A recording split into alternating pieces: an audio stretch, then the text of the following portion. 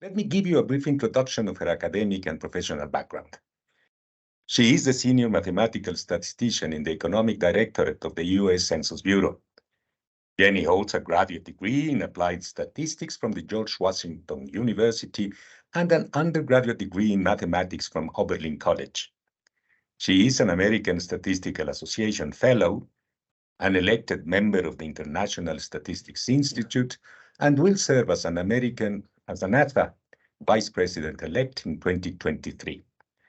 Currently, she is the Survey Statistics Editor-in-Chief of the Journal of Survey Statistics and Methodology and an Associate Editor for the Journal of Official Statistics.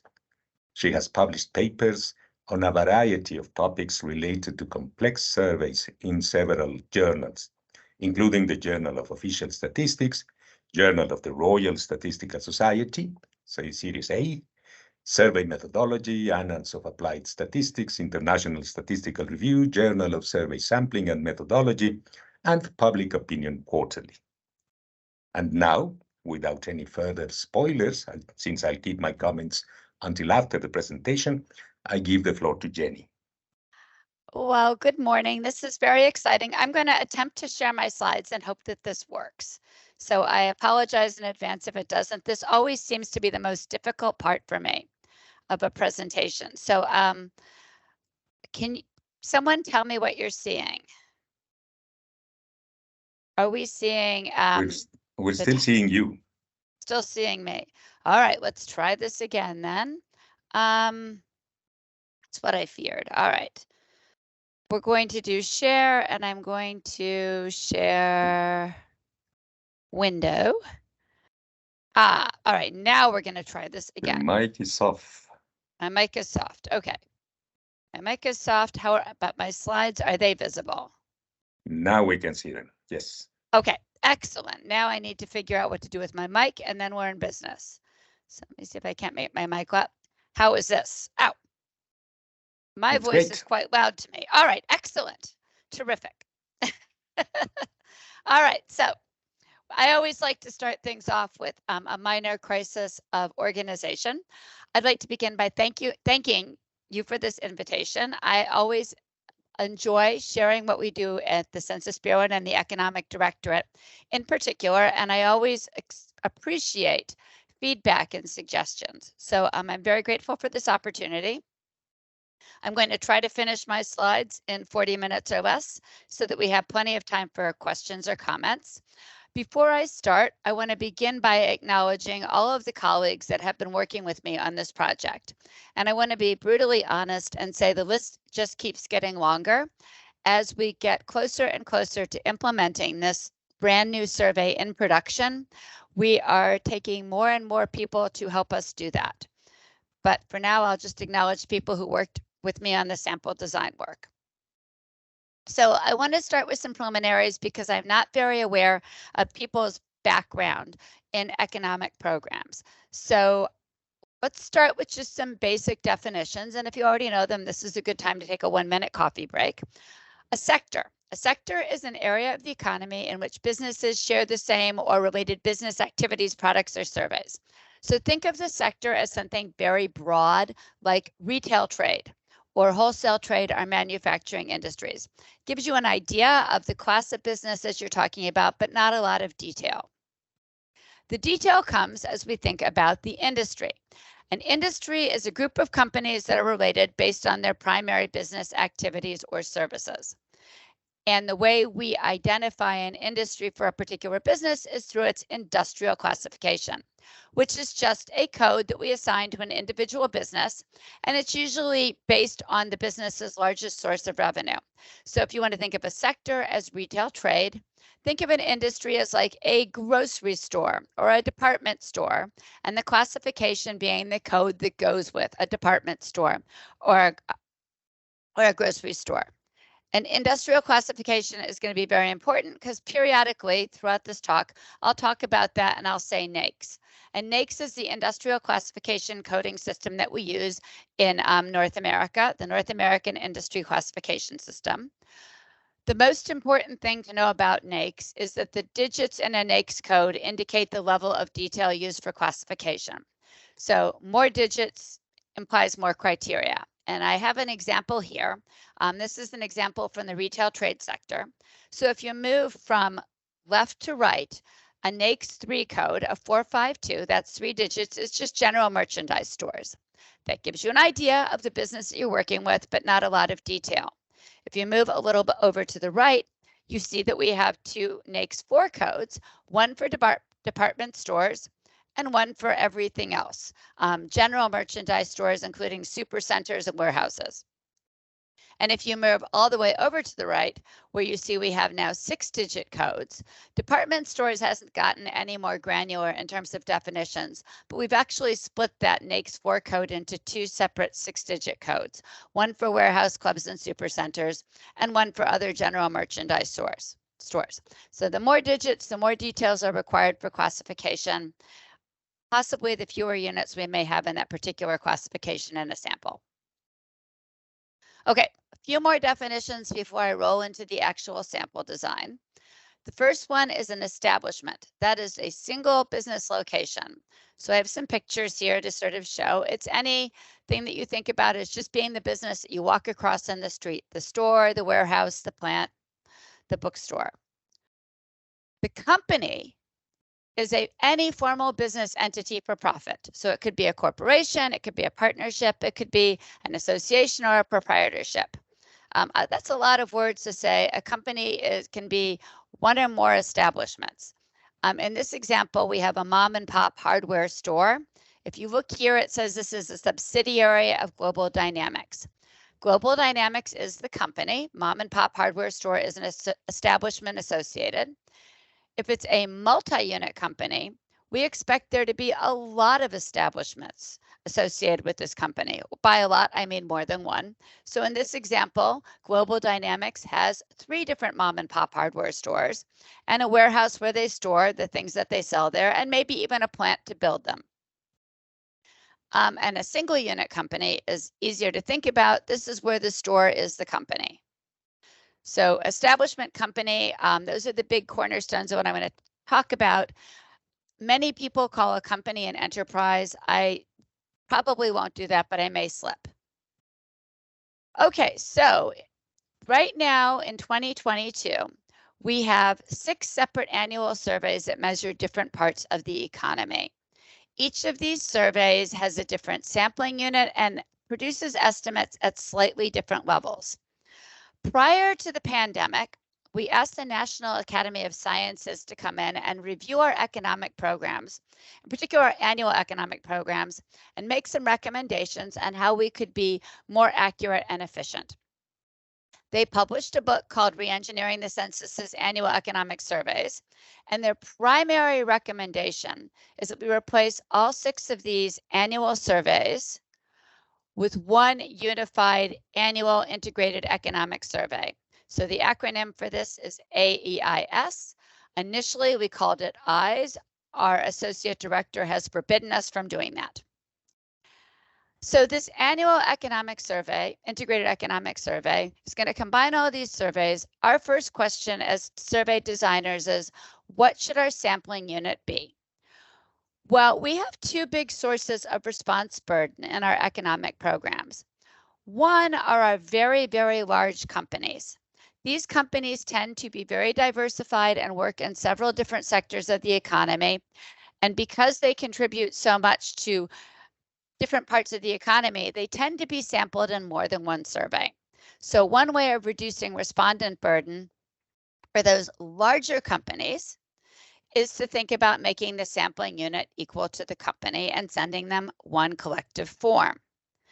Now, for smaller units where the establishment and the company are one and the same, we need to start thinking about unduplicating samples. We need to do some kind of controlled sampling so that if you're in sample for the first round of the survey, you won't be in the second survey.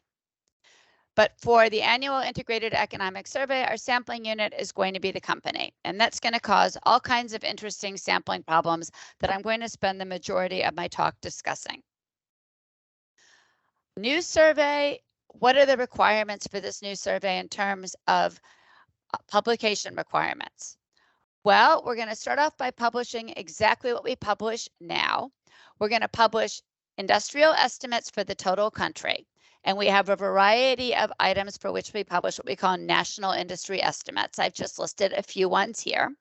And we are going to publish them at different industry levels, going from the least to the most detailed. And our reliability requirements are to aim for, at least at the design stage, of coefficient of variations of about 2% for all of these large totals. So this is a multi-purpose survey. We're not going to optimize for any particular variable. We're going to treat all variables that we have as being, to some degree, equally important. And we would like to have very high reliability at the national level for the highly detailed estimates. In addition, we want to respond to a long-standing data user request to produce subnational geographic estimates. Most of our surveys have never done this before. For those of you who've worked on survey design, you'll know that it requires quite a bit of sample to produce reliable subnational estimates directly from the sample. We've always had issues with cost, but for this particular survey, we are going to be publishing subnational estimates for revenue and receipts. This is exciting to all of our data users because we have no other source of this at any kind of state level, as well as 3 other variables. We will be doing this at a less granular level for the industries. And we're going to be doing these estimates, producing estimates for 23 states, what we call direct use states, at a targeted level of reliability, and then we'll have 4 balance of region categories. Again, to limit cost of the survey, we're going to loosen our reliability requirements a bit as well. So we have much higher CV targets for these. So just to put the whole sample design together, I want to talk a little bit about what we have to work with. So we have a sampling frame. That is our business register. It's a complete list of all of the businesses that are active as of the sampling year. For each company on the business register, we have all of the establishments, active establishments associated with it. So if you go back to that original picture, my big company, Global Dynamics, will have 1 record on the business register for each establishment associated with that, as well as for my single unit company. In addition, I will have, besides the sampling unit and the sampling unit components, for each establishment on the business register, I have classification information. I know the sector, I know the specific industry in which that establishment operates, and I usually have the 6-digit NAICS code, although in some cases it might not be complete. I have geographic information for where that establishment is located, the state code, and I have some quantitative variables that are obtained either from administrative tax data or from the most recent economic census. For our sample design, we'll be using administrative payroll data as our measure of size. That is our most recent variable that we have that is available for all of the establishments in our surveys. We also do have, so what I want to focus on here before I go on is that we have some real sampling and collection challenges. I'm not going to talk much about the collection challenges right now, but they are important. I just want to talk about the sampling challenges. So we have some companies that are multi-unit, multi-sector, and multi-state, or some combination of those 3. And we have many, many, many companies that are just single unit, single sector, and single state. So on our frame, just to reiterate, we have 3 variables available for all of the establishments on the survey. We have 2 from tax data, annual payroll and first quarter payroll. We are going to use annual payroll as our measure of size for a couple of reasons. First, because first quarter employment will have a lot of legitimate zeros for businesses that were born after that first quarter. So there would be no measure of size associated with that. And second, because first quarter employment, although important, is collected in number of people, and most of the variables that we publish are collected in thousands of dollars. So annual payroll is a better fit in terms of more positive non-zero values and being in the correct units. Unfortunately, we don't have tax data at the establishment level for all of our companies. but we do from the 2017 economic census. So we'll use that as an analysis variable since we have somewhat out of date establishment data, and we know that there have been changes in the distributions of receipts since the pandemic. Okay, so that's all the preliminaries. I'm going to take a deep breath, and now I'm going to actually talk about the sample design process. This is the big picture that I will be going through. It's complicated, but it's not as complicated once we finish drawing the picture as it was at the start. I do want to say real quickly, at the very beginning of this whole sample design process, we wanted to see what we could take from our current survey designs. The idea had been we'll take the union of the best from everything, and that will be advantageous because we have some familiarity in sample design, and it will be equally advantageous because we can use some good practices. We ended up abandoning that in the end because all of our annual surveys right now are really designed to optimize. And we're replacing all of these surveys with a multi-purpose survey. So we realized rather quickly that just wasn't going to work as a strategy. So you now know about our frame. I want to talk a little bit about stratification. We start with our sampling frame, and we're going to group all of the companies on this sampling frame into disjoint strata. We start with what we call complexity certainty companies. This is a term that we invented ourselves. These are companies that will be included in our survey with probability 1 based on 2 different criteria. One, they operate in historically designated certainty industries. We do have some industries where we've always collected a complete census for every survey because of their importance to the economy or the small number of companies associated with that sector. That's not really revolutionary. It's the second criteria that is. All companies that operate in multiple sectors, 2 or more sectors, or 3 or more industries as identified by NAICS 3, we're going to include them in the sample with probability 1. This means that we can take the remaining number of companies, which is actually quite a high proportion of our sampling frame, and we can stratify them and sample them at least initially with probability less than 1. These are called our non-certainty companies. I should mention in the textbook, certainty companies means self-representing. The non-certainty companies are non-self-representing in that when they're sampled, they should represent themselves and other unsampled units. These companies always operate in a single sector. They generally operate in one industry as identified by 4-digit NAICS. We take these non-certainty companies and we split them into sector-specific frames, and we're going to independently perform the same activities in each sampling frame. So within each of these sector frames, we stratify the companies into disjoint strata. We have one stratum that contains all the companies that had 0 payroll on our business register in the survey year. These are companies that were active in the last census but appear to be active now. We want to give them inactive now, excuse me. We want to give them a small chance of selection to avoid coverage bias. In 2 sectors, we had enough companies that operated in 2 industries in a single state that we could group them into a sample, a stratum, and select a probability sample. Everywhere else, our stratification procedure is exactly the same in addition to the 0 measure of size. We start by grouping all of our companies into a broad stratum identified by their 3-digit NAICS industry. That's that very general classification.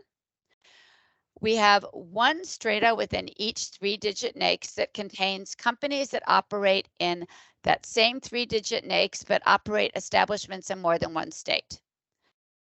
Otherwise, we then break up the strata by companies that operate in at most one state. And those states are the 23 direct use states that I talked about, plus in each census region, all these other states that comprise the balance of the region. So this is what it ends up looking like. In each 3-digit industry is a broad stratum. We have these geographic substrata. We have a little bitty 0 measure of size stratum off to the side, and a few exceptions in a couple of sectors for companies that operate in more than one industry. Okay, now, one thing that I may or may not have mentioned about business or establishment surveys is that populations for business or establishment surveys are very, very skewed. This is something to think about in terms of like your own experience. You walk down the street, you see certain corporate companies that are part of chains. Those will give you probably the most contribution in terms of revenue to that particular industry or sector. Those are going to be on the right tail of our distribution. Most of the companies in our economy are small. However, we publish totals and ratios, and we need to make sure that we get these largest units in our sample. We need to account for unit size in our sample. And we usually do this in more than one of three ways. Often you start with stratification. You group group companies into strata based on their size. As you can see, we didn't do that.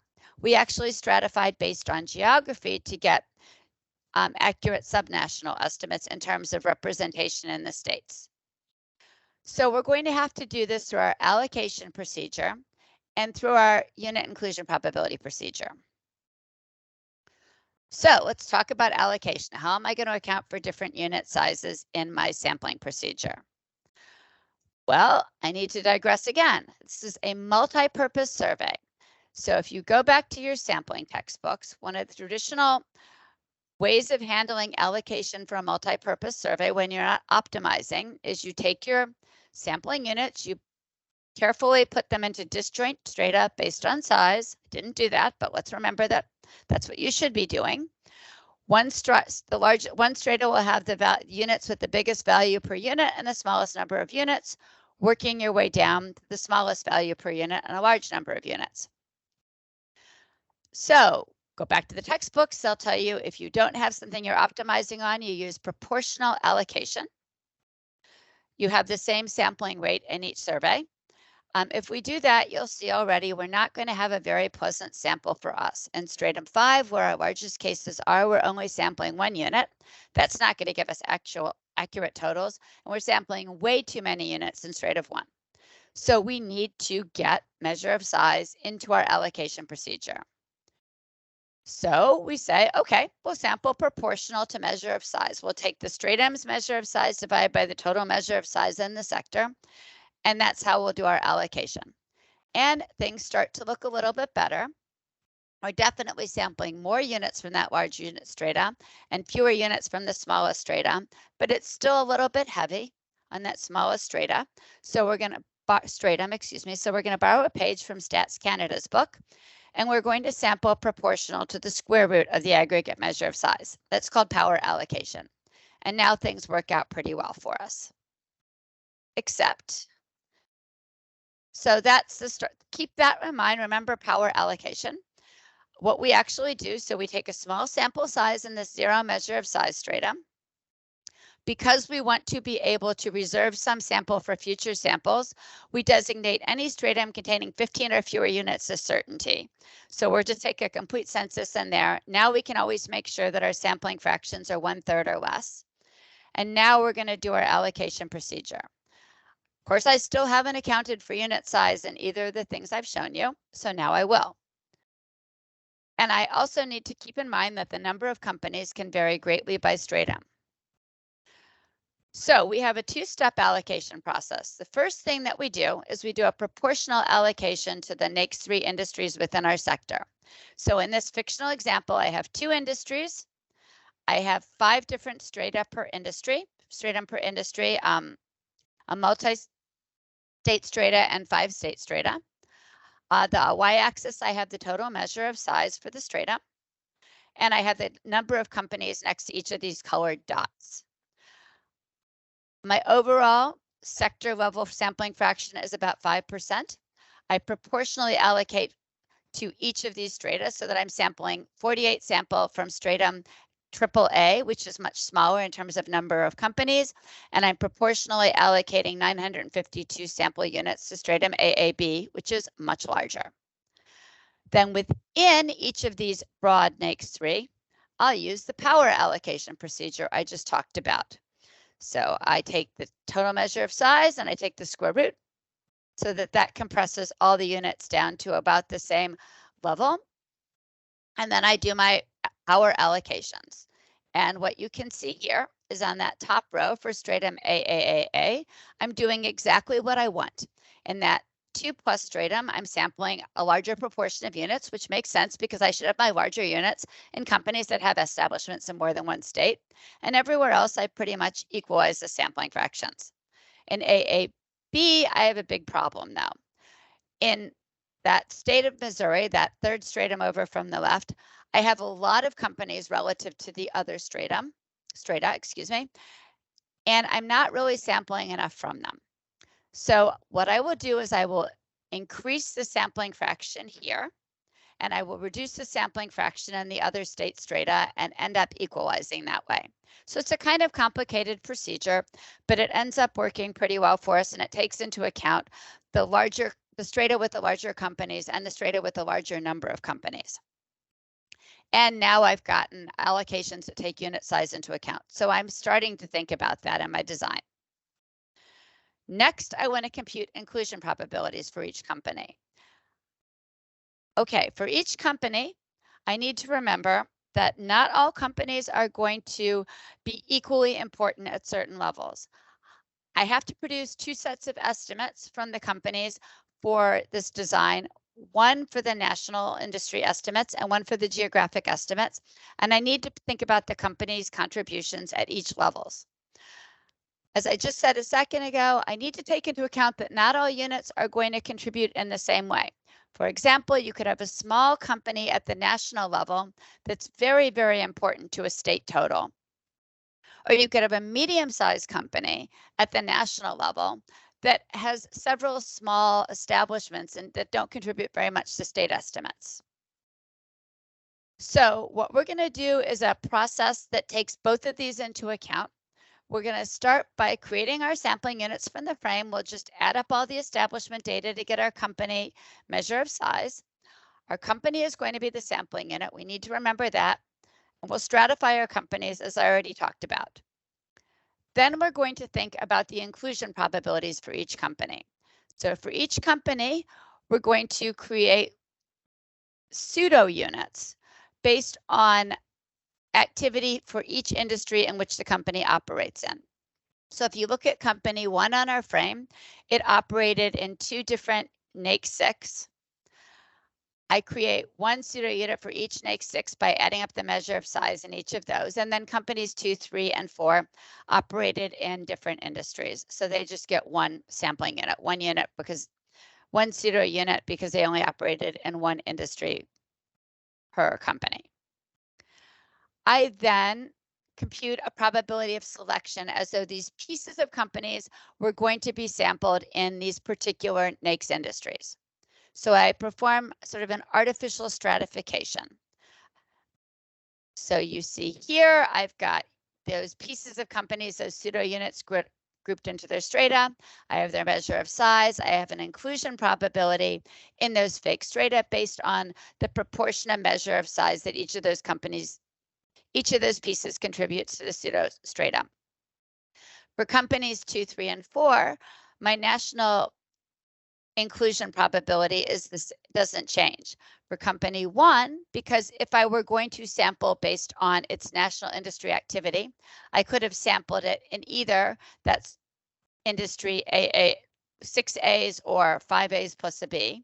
So I have to take that into account in the inclusion probability. And you can see it's a little bigger because I had a greater chance of being able to include that company in my sample. I then do the same exercise entirely independently for all of my companies at the geographic level. Now for each company, I have 2 different probabilities of selection. I picked the larger. That's my company probability of selection. I need to make this an inclusion probability. So within each stratum, I rate the company selection probabilities to the allocation that I just showed you how we get. And that gives me an initial probability of inclusion. I then have a separate exercise that we go through for the very smallest companies where we equalize the sampling weights for those smallest companies so we don't get any small sampled companies with overly large weights, and that gives us our final inclusion probabilities. So the two ways that we're going to account for unequal size in our companies is through the allocation procedure and through the inclusion probabilities. Finally, we're ready to select samples. We're going to select stratified sequential random samples. Here's the reference. Why? Well, I've given you the parameters. We have a fixed sample size in each strata. We're going to use unequal probability sampling, and we have a stratified sample.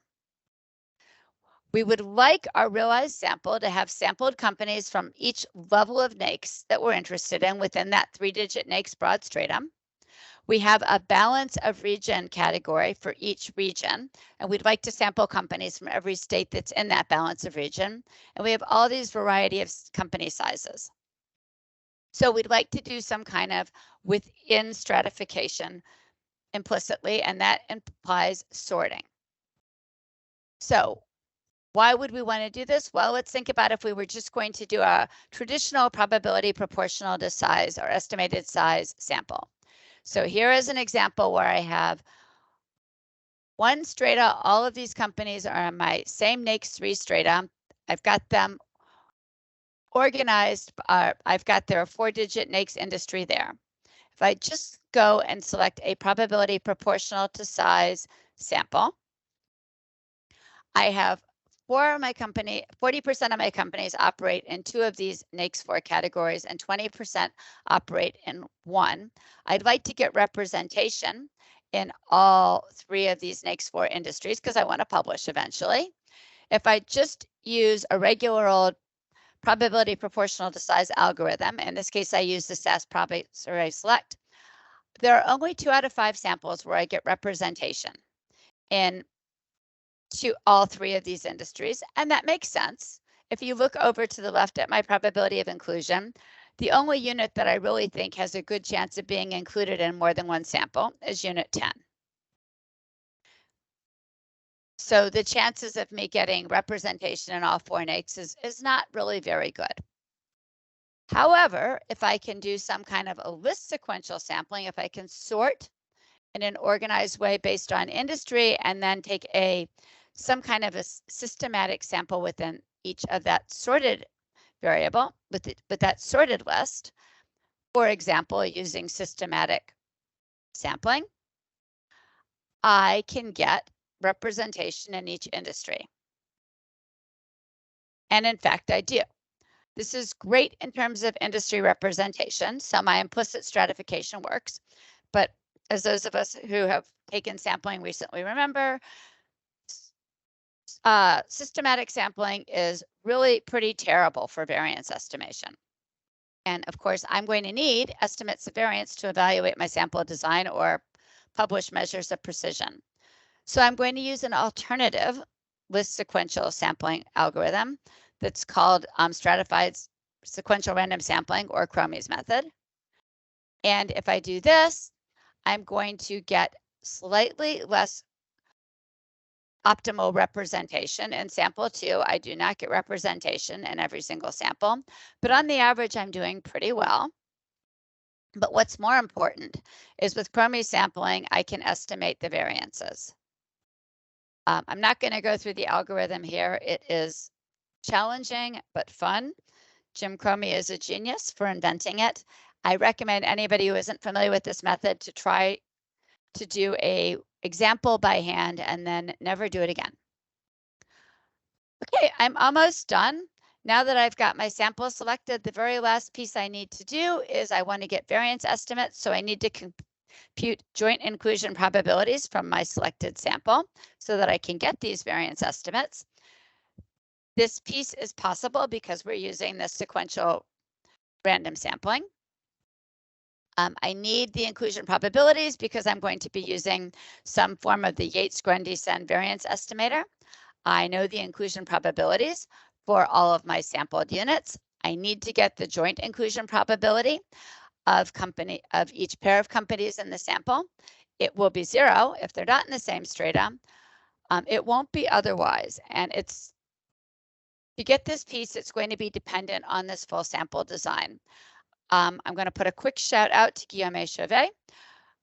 We are using software and methodology that he published in a really terrific paper from the Journal of Survey Statistics in, I believe it was volume 1 in 2021.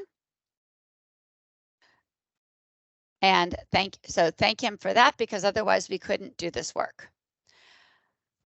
Now we're almost done. The very last thing that we need to do is we need to take into account the fact that we're sampling companies, but we want to publish estimates in these different subdomains.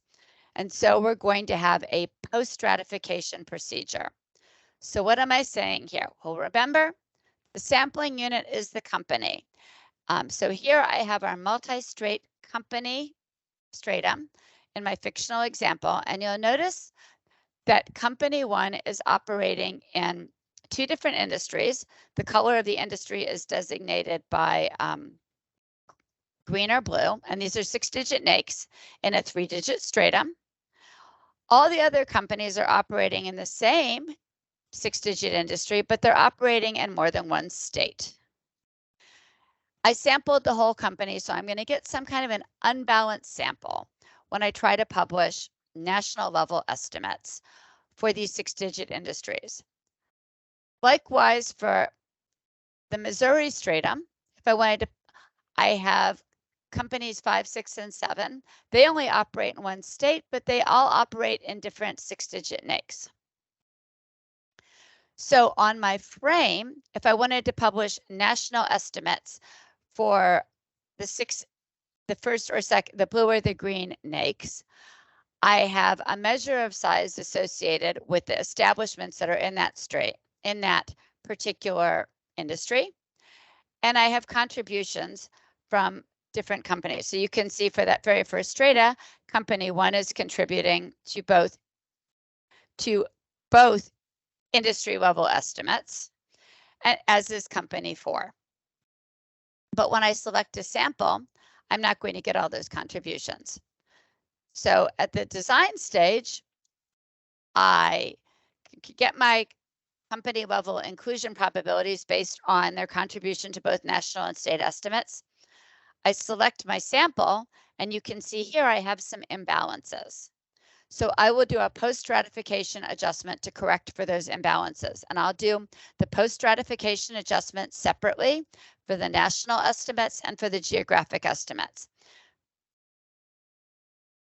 So I will take the weighted contribution from each company to the sample-based estimates.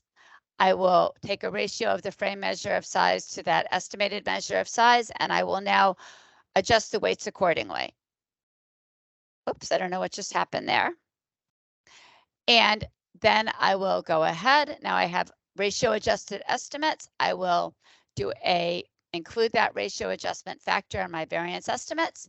I will linearize the characteristics, and I can get a pretty decent variance estimate using the same form of the variance estimator. And now I'm almost done and almost ready for questions. The very last piece of the sample design, now that I've done all of this, is I have to see what a good job I did. And I'm going to do this based on our coefficients of variation. So a little bit of notation here. I've got a ratio estimate for each item. It's going to be a ratio estimate from the sampled units. Plus now I will bring in those totals from those certainty units, those complexity certainty units that I haven't discussed. I have a variance estimate from the ratio estimate for the sampled units, and I'm going to look at the coefficient of variation.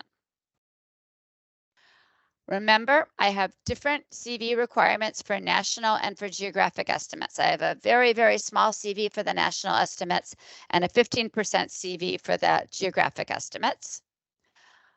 Go all the way back to when I started talking, which probably feels like a long time ago to most people. On our frame, we had 3 variables. We had 1 variable for measure of size, that was our payroll. And I said we had 2 other variables that we're using for analysis, our administrative employment and our economic census receipts. Obviously, we are not going to look at our measure of size to assess reliability, especially after that ratio adjustment. We won't have any real variation. So we'll just use these 2 items as a proxy for all the other items we're going to collect. This has turned out to be a very difficult part for us. On our team, we all agreed that if both of these estimates on the analysis variables had CVs that were less than the target value, we had excellent sample properties. And we agreed that if we had values that were much bigger than the total CVs, we had unacceptable designs. The question was really what to do if we had one that was above and one that was below. And after some discussion, we ended up deciding that we would use the geometric mean of the two and develop what we called zones for comparison. So again, I'm just going to go through the national industry estimates. We did a similar approach for the geographic estimates. So on the left-hand side, I have our zones and our categories, and it's color-coded on the right-hand zone. So if you look at the right hand, the worst would be unacceptable. That would be that giant purple area. This is when both item CVs are greater than 30%. I've drawn horizontal asymptotes, I believe, at 30%. Yes. If I have one CV that is greater than 30%, most of those estimates are unacceptable. And then if you look at the reference lines now at those CVs at 0.02, that's where the reference lines are. The values below that tend to be adequate, good, or excellent. The excellent values you can barely see on it. That's the blue. The good are that maroon, and then some of the green are what we called adequate. So we did an end-to-end test using this complete sampling with different overall allocations for the survey in July of 2022, and we ran this procedure on our end-to-end tests and our variables. And we looked at separately the national results versus the geographic results. What I have here are bar charts where I've just color-coded so that the good, excellent, and acceptable to blue. So those are the groups that generally met our reliability targets, and the red cases are the ones that don't meet our reliability requirements. So you can see with our national estimates that we are doing pretty well. Overall, we had a few exceptions in some sectors that we're going to need to go back and revisit the sample design, and that's to be accepted. This was just a single end-to-end test. We did much better in the geographic industries estimates. That sort of makes sense because of the way we've designed our strata and the fact that we don't have a lot of domain estimation going on. We just have that one multi-state strata. So that's a positive thing. And so this is sort of where I'm going to finish. For those cases where we don't meet our CV constraints, in practice, we go back and we revise our allocations. And if you revise your allocations, if you take a little bit more sample or reduce, then you're going to have to revise your inclusion probabilities as well and go through the whole process for those strata. And in fact, that's what we do. And I am finally finished, and I look forward to your questions and comments. Thank you so much for your patience. And I will stop sharing my screen. Jenny, thanks so much for your presentation. It's been most illuminating. I see there are already some questions, or at least one from Edmundo Berumen, if you're ready to take them. Oh, absolutely. Okay, great. So are there any non-response rates? Are you thinking about mail, online, telephone, or face-to-face distribution? Oh, that is such a wonderful question. The answer is we are at the design stage, we pretend that there are no non-respondents, unfortunately. And normally I don't like to do that. So I'm going to answer your question.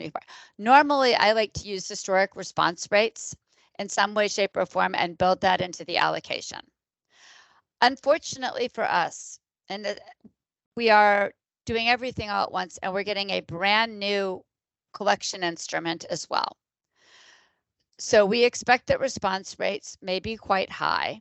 We are conducting a pilot survey, our second pilot test survey right now on a very small group of companies. The response rates for the first pilot were quite high. This is all online collection, which I guess was your first question. It's all online. We are giving companies the option of an online form, or I think it's kind of a downloadable Excel spreadsheet.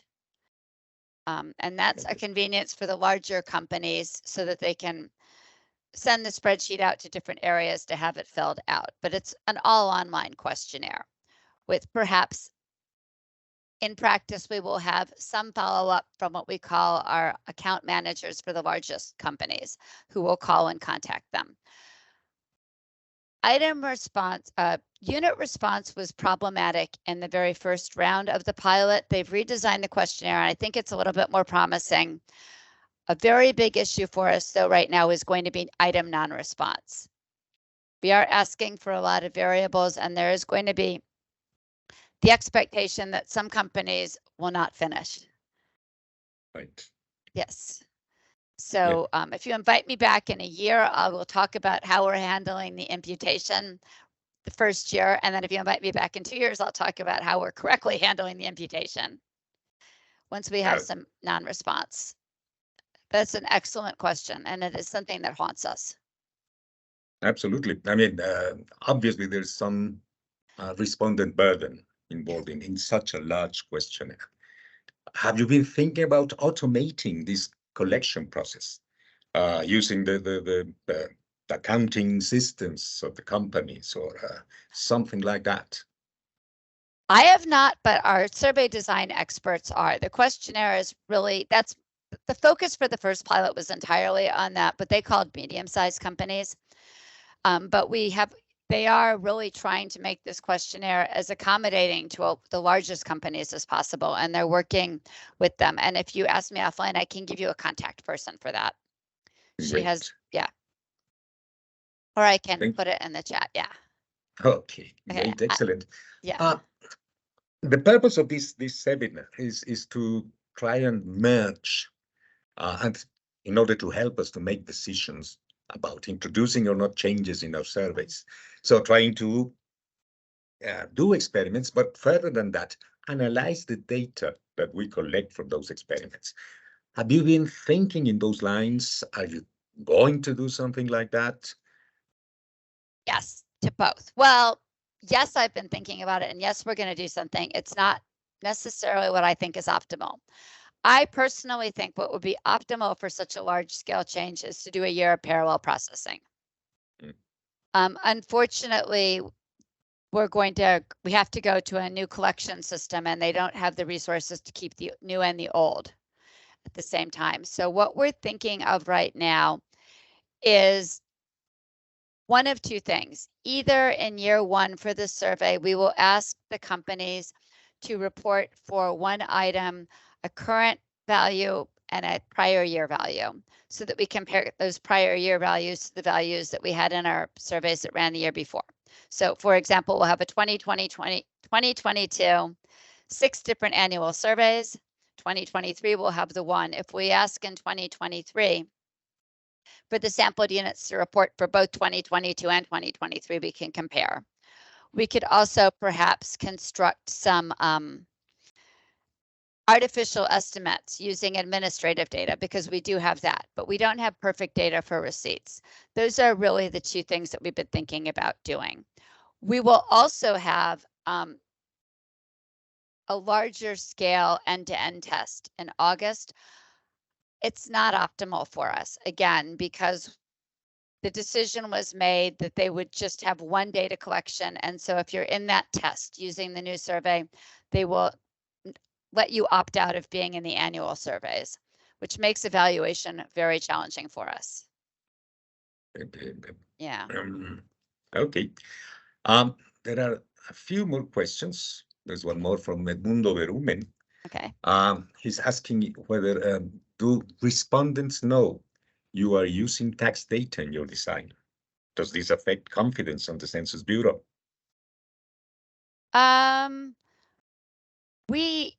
It's not hidden. We don't tell respondents.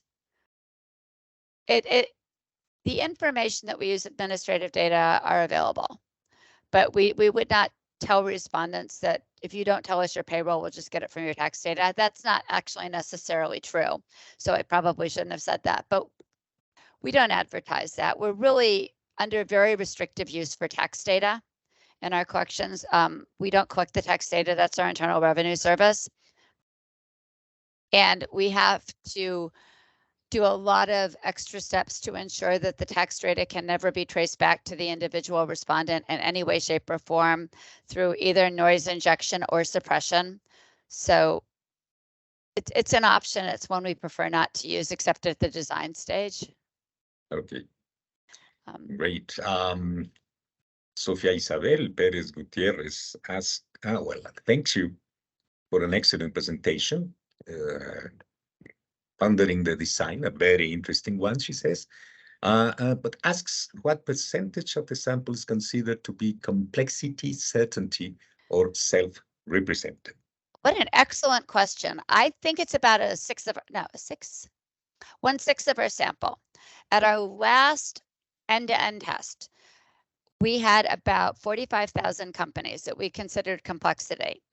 Certainty. Most of them were fairly large. We did have a few small businesses where you had, a smaller owner of an establishment that happened to have a store in the front and a restaurant in the back or something like that. And then the remainder was around, I think, 350,000 companies that were sampling with probability less than 1, at least initially. Okay. Yeah. I will say for anyone who's ever worked with an equal probability design, we start with every company that's non-certainty having a probability of less than 1, but through the sample design, some companies will end up being included with probability 1. Well, okay. Yeah. I was wondering, all 6 surveys which are going to be replaced are still running? Right now, yes. Right now. So you could, for the tests, use some of those companies that are already in the sample and answering your questionnaires right now. So you can test the new questionnaire with them and see whether or not you can obtain your estimates and something like that. Is that possible? Have you thought about something like that? Well, yes, that's actually what they're going to do. We have a probability sample that we selected for that's going to run, I believe, in August of 2023. We've told the companies that we've sampled that are in the current surveys that we're going to be collecting their information using this new questionnaire. Okay. So that does reduce respondent burden. It does, as I say, it causes a problem for me because I would like to have data collected from both questionnaires so I can see the effect, but right. It's more important, I think, probably to get the data than to burden them with the 2 questionnaires, sadly.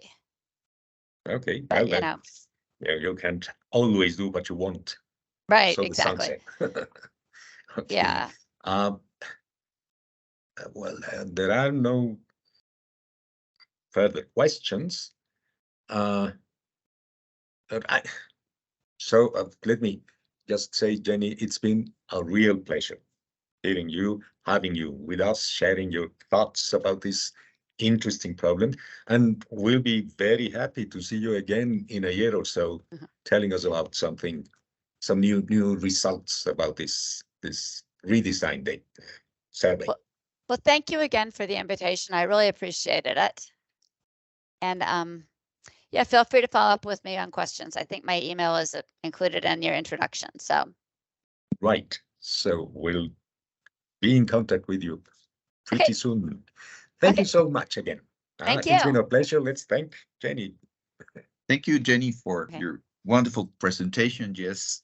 And I would like to say just that we're having another conference on April 14th. That will be Jan Opsemer from Westat, calibrating estimates for survey following mode and implementation changes. So please be in touch. Thank you for coming. Goodbye. Thank you, Jenny. Thank you, Alfredo. Thank you. Bye, everyone.